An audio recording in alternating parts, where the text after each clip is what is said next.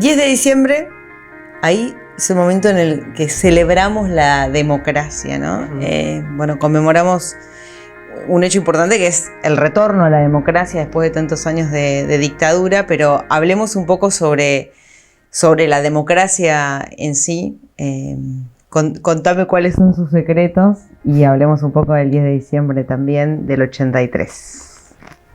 Yo, en esta parte, me gustaría hablar de la democracia de estos últimos 41 años, porque digo, estamos en el 2024, han pasado 41 años ya desde el 83, y bueno, hay una cosa que marcó la campaña de Alfonsín, que es esta frase de: con la democracia se come, se cura y se educa. Ahora yo lo pondría como interrogación: ¿se come, se cura y se educa? Bueno. Creo que no es suficiente para garantizarlo todo, ¿no? Claro. Falta un poquito más. Este autor, cuyo apellido no voy a pronunciar para no quedar en evidencia, que es polaco, vive en Estados Unidos y ha escrito mucho sobre democracia, plantea en principio que la coexistencia entre el capitalismo y la democracia siempre fue conflictiva, en términos de que hay una mayoría de población que reclama bienestar social que una minoría es reticente a darle. Para entenderlo concreto y para pasarlo a datos argentinos, el 12% de la población, según la EPH, la encuesta permanente de hogares, 12% de la población es dueño de los medios de la producción, dueños de algo, dueño de un comercio, dueño de una fábrica, etc. En tanto que el porcentaje restante se divide en algún tipo de asalariado o incluso en los que son empleados independientes que se inscriben en AFIP o ahora en ARCA y viven sin jefe. Pero en realidad todos dependen más o menos de un salario para poder vivir. Entonces tenemos un gran porcentaje de la población que es muy diferente a ese 12%. Entonces, la democracia, por lo menos desde los últimos 40 años, vemos que tiene muchas deudas para con la sociedad civil. Esto de que este lema de que con la democracia se come, se cura y se educa, muchas veces fue tensionado en la medida de que la democracia y el capitalismo argentino no han podido resolver los problemas del hambre, no han podido resolver los problemas de las desigualdades, la pobreza, etc. Entonces, ¿qué explica la crisis, según este autor? ¿Qué explica la crisis en la que actualmente está la democracia? Que vemos el ascenso de los populismos de derecha, que vemos gobiernos cada vez más autoritarios y que pareciera que nos acercamos hacia un declive institucional en general. Bueno, lo primero que dice es algo muy importante a tener en cuenta, es la erosión de los partidos políticos. Y si analizamos el caso argentino, desde los últimos 40 años, no vemos otra historia que esa. Sobre todo los últimos 20, 22, 23, desde el 2001 para acá, vemos una erosión y explosión del sistema de partidos que ya no representan a las mismas categorías sociales que antes y ya no se comportan igual que antes. Sí, a la gente le cuesta incluso encontrarse representada por un partido. Tal vez circunstancialmente ante una elección se ve representada o no por un candidato. En muchos casos mucha gente vota porque no sabe cuál otro votaría si no vota ese, digamos. Exacto. Como una cuestión de, bueno, por descarte, lo menos peor. Son cosas que se han visto en las encuestas. Sí, y hay cada vez más, mejor dicho, hay cada vez menos el sentido de pertenencia, como vos bien marcás, a la afiliación partidaria histórica de, bueno, mi mamá era peronista, yo soy peronista porque lo escuché en mi casa, qué sé yo, qué sé cuánto.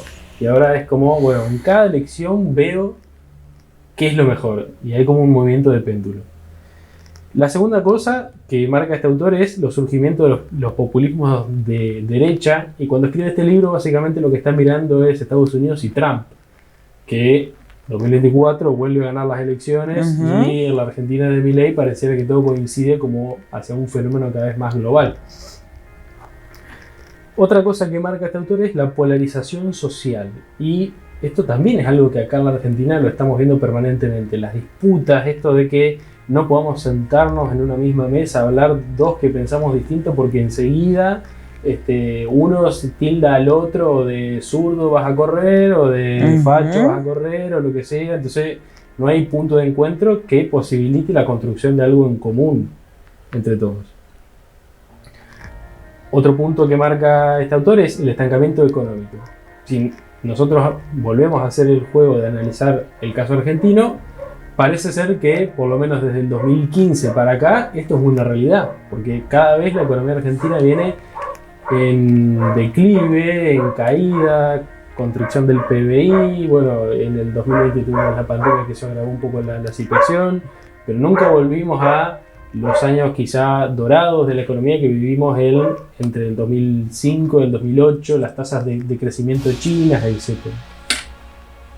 Y consecuentemente a esto, el último punto es el incremento de la desigualdad. Cada vez los que son ricos son más ricos y ostensiblemente más ricos, y los pobres son cada vez más pobres. Eso es un fenómeno no solamente que pasa en la Argentina, sino a nivel mundial. Entonces, retomando esto, retomando la consideración de Joachim Hirsch, de que la democracia liberal es el mejor sistema en el cual podemos vivir, lo cual yo creo, y es cierto para mí por lo menos hasta ahora, tenemos que empezar a replantearnos, o creo que la reflexión debería ir hacia replantearnos cómo lograr que esa democracia nos pueda asegurar eso que empezó siendo un lema de campaña y parece cierto y obvio en un sentido humanista. Que la democracia nos permita comer dignamente, que nos permita educarnos dignamente, y que nos podamos atender nuestra salud como corresponde. Para finalizar con un dato, en la Argentina de 1969, que particularmente no estábamos viviendo en democracia en ese momento, los laburantes recibían de la torta total de plata que se generaba en el país, es decir, del PBI, recibían el 49% en concepto de salarios. Desde 1975, tampoco estábamos en democracia en ese momento, la clase obrera argentina no hace otra cosa que perder poder adquisitivo año a año. Entonces, una de las peleas que tenemos que dar todos juntos por la democracia es por tratar de vivir cada vez más dignamente, y eso no es una cosa que se haga individualmente. En este contexto de énfasis en las luchas individuales, de énfasis del egoísmo, del individualismo, de descartar lo colectivo, yo creo que tenemos que ir por el otro lado.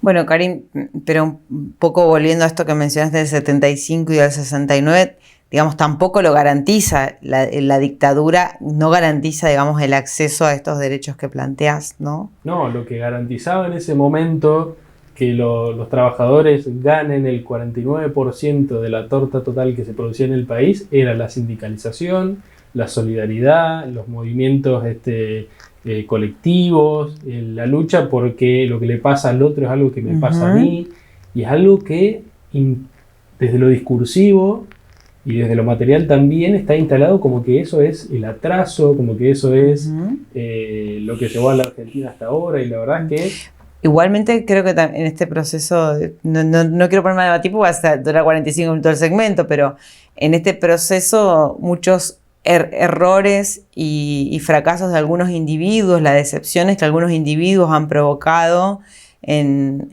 el resto de la comunidad, hacen a veces a la decepción de las personas y al descreimiento en todo el sistema. Digo, cuando un líder sindical se transforma en un ser humano corrupto, o lo mismo hace un político o un presidente, cuando genera hechos realmente que son antidemocráticos y o que tienen que ver esto con la corrupción y conservan a la persona, uno tiende más al individualismo y le cuesta arrojarse por lo colectivo, un poco. Sí, yo creo que en ese caso, de vuelta, me parece que hay que volver a las bases de entender que lo que le pasa al otro es algo que nos pasa a nosotros, porque el ser humano por naturaleza es un ser gregario y ha creado la democracia que en verdad, y esto lo creo, es hasta ahora el mejor sistema, porque de todas esas equivocaciones que vos acabas de nombrar, lo que permite es la rectificación, que otro sistema no lo permite, y quizás tenías que esperar hasta la muerte del caudillo, la muerte del dictador, o que un buen día una pueblada lo lleve puesto para poder rectificar. En este caso, este sistema, por lo menos cada 2 años, al menos acá en Argentina, te da la posibilidad de reelegir tus representantes, ver y analizar y criticar abiertamente a quienes están en el poder y quienes deberían velar porque nosotros tengamos una vida digna.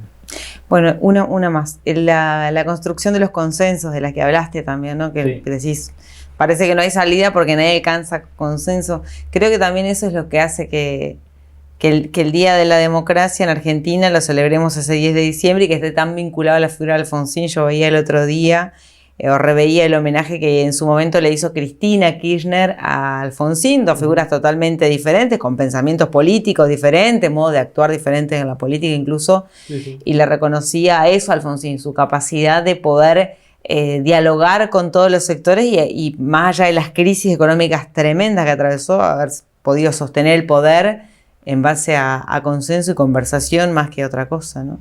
Sí, yo creo que la figura de Alfonsín en particular se ha ido acrecentando a medida que pasó el tiempo, ¿no?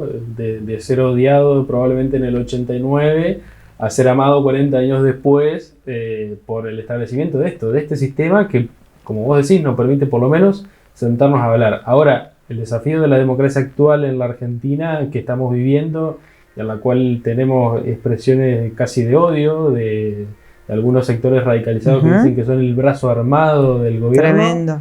El desafío es poder sentarse a la mesa, hablar con el que piensa diferente y construir el futuro nuestro, pero construirlo desde el diálogo y desde el consenso, nunca de vuelta, nunca desde la fuerza y la coerción.